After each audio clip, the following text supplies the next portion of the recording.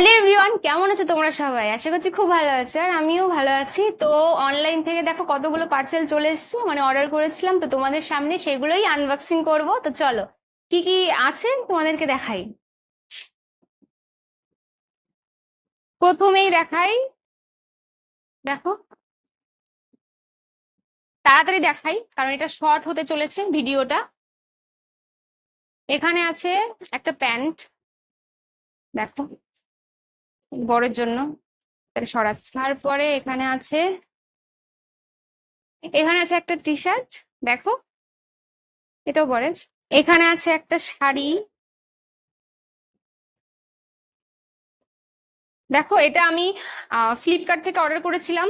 শাড়িটা ভেবেছিলাম ভালো হবে না অতটা, কিন্তু আমার ভালোই লেগেছে শাড়িটা। দেখো, অল বডি এরকম কাজ করা, তো আমার ভালো লেগেছে, তো এটা রাখবো।